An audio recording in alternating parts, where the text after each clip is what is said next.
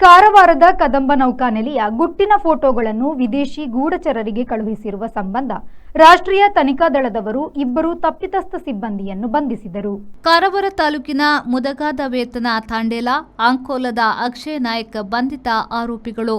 ಎರಡು ತಂಡದಲ್ಲಿ ಮುಂಚಾನೆ ದಾಳಿ ಮಾಡಿದ ಎನ್ಐಎ ರಾಷ್ಟ್ರೀಯ ತನಿಖಾ ದಳದವರು ಮುದಗ ಮತ್ತು ಅಂಕೋಲದಲ್ಲಿ ಆರೋಪಿ ಯುವಕರನ್ನ ವಶಕ್ಕೆ ತೆಗೆದುಕೊಂಡರು. 2023ರಲ್ಲಿ ಪಾಕಿಸ್ತಾನದ ಬೇಹುಗಾರರ ಕೈಗೆ ಕಾರವಾರ ನೌಕಾನೆಲೆಯ ಸಾಕಷ್ಟು ಫೋಟೋಗಳು ರವಾನೆಯಾಗಿದ್ದವು.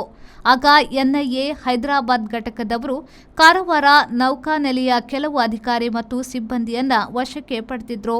ಅದೇ ಜಾಡಿನಲ್ಲಿ ತನಿಖೆ ಮುಂದುವರಿದು ಈಗ ಇವರಿಬ್ಬರ ಬಂಧನವಾಗಿದೆ.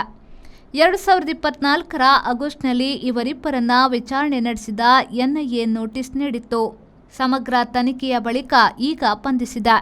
ಇವರಿಬ್ಬರನ್ನ ತರುಣಿಯರ ಹೆಸರಿನಲ್ಲಿ ಬೇಹುಗಾರರು ಜಾಲ ತಾಣಗಳ ಮೂಲಕ ಬಲೆಗೆ ಹಾಕಿಕೊಂಡಿದ್ದಾರೆ.